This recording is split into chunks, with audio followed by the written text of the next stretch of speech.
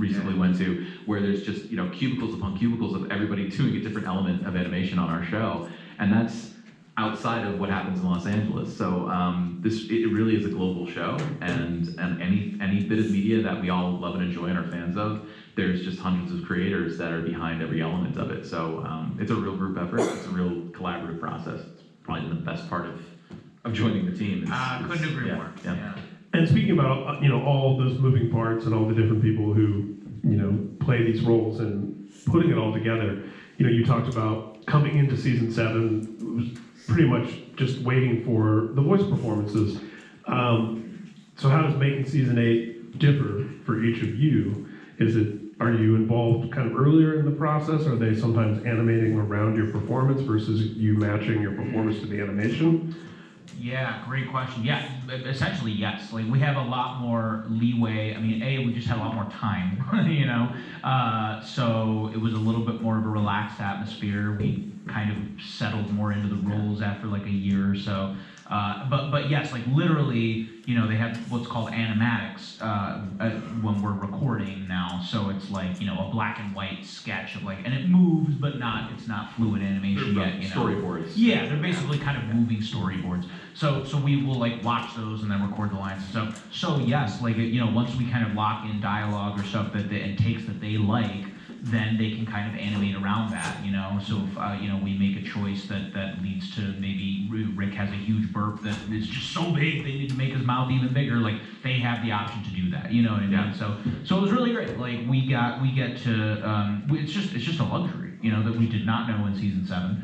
I mean, it's great. We're still picking up a few lines here and there for season 8, and it's mostly shipped, which means ready to air pretty much. We started early last year on 8. All of our work on season 7 took place in the course of 2 months. Literally. So fun. Yeah, it was there was a lot to pack into, and that takes a toll on the voice too. So I would say also just regular upkeep. We had the coach, and we had our rituals that we would do to try to maintain the voice and the health to be able to sustain more sessions in a week than the show would ever usually require. Yeah. These are not easy voices to do. Man. So you just gotta be careful you don't injure something in here. It's just a lot of musculature that we. A lot of voices we love. I mean, doing Cartman or Beavis or Right. those voices have to be pretty physically strenuous. Yeah, that's why I'm so grateful that Ian and I both have, we went to college for acting. We learned so much there, and obviously outside of school too, but in terms of literal body control, using your diaphragm, stuff a lot of singers know, so that's been immensely helpful. I know I couldn't do this job without that training. Yeah. Do you guys do vocal rest where it's I can't talk for a whole day? I'll usually do not a full day, but I have a vocal steamer that I really like, and it just you inhale steam for a half an hour. And generally, I try to not talk for an hour after that. So that's what I'll do. I think vocal rest is a good excuse for a lot of singers. It sure is. Oh, he's on vocal rest. Oh, sorry. So they just don't want to talk to you.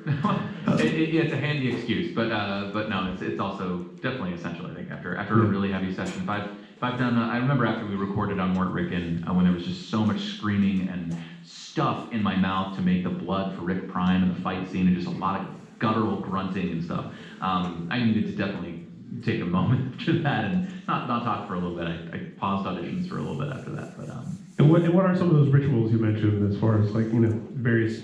You guys are interested in this shit, right? I mean, I have various teas or whatever that you have to throat choke tea is the best stuff out there. Yes. That with a little bit of honey in it is great. Even just regular honey and lemon and water is good. But by the gallon, I mean really, just and staying hydrated in general. You mentioned your steamer, which Harry's a real steamer. I'm a big steamer has got to me. That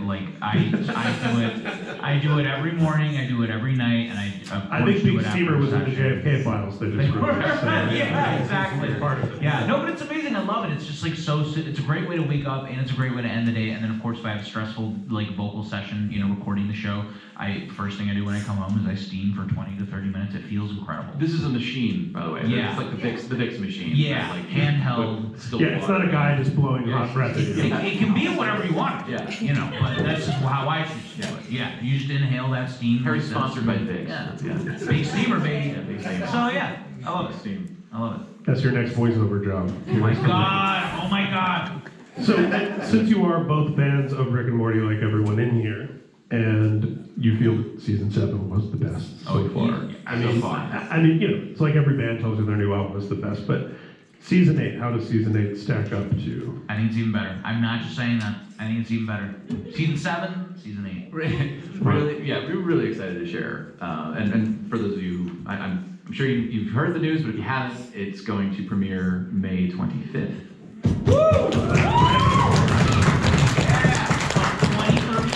No. But yeah, we just announced it on April Fool's Day. It was not an April Fool's joke. But yeah, the news just went out, so you're among the first to know. But it's coming soon, and it's going to be awesome. They're probably, I don't know what they're going to do for other sneak peeks, but there's one sneak peek that they released to announce it.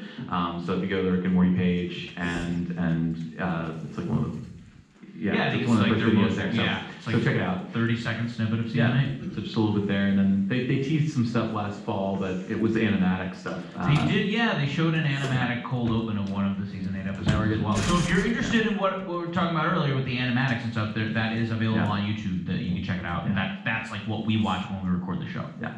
But there's a lot of really great episodes. There's kind of a mix of everything that we've come to love as fans. So without giving too much away or spoiling anything, it's everybody loves when it gets canon. Everybody loves a standalone episodic, kind of weird one. There's a mix of everything, just as there always has been. So 100 years forever. 100 years. Yeah. Rick and Morty, 100 years. Even more than 6 seasons in a movie. Yeah, exactly. Yeah, we were renewed through at least season 12. Yeah. So we're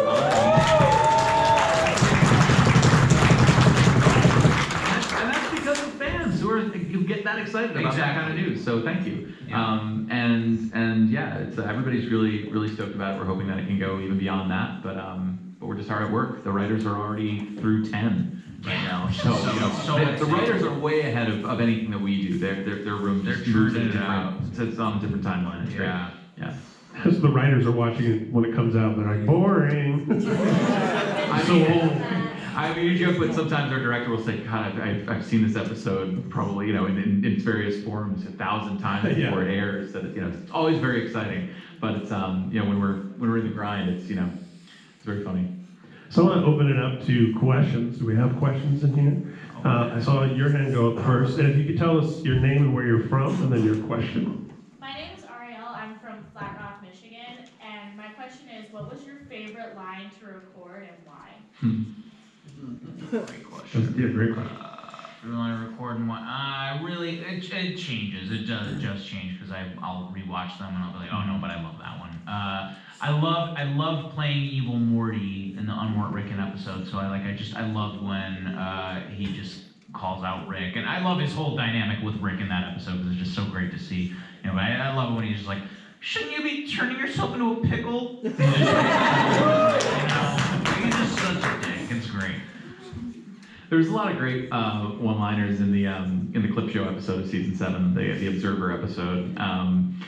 There was a few that we had to record. This was the weirdest day. I don't know if it's my favorite line, but there was a really crude line that we had to keep re-recording because we weren't sure if the lawyers at the network would allow it to go to air. So there was, all right, Morty, I'm pretty sure the only way out of this is to jump through that massive vat of whale semen.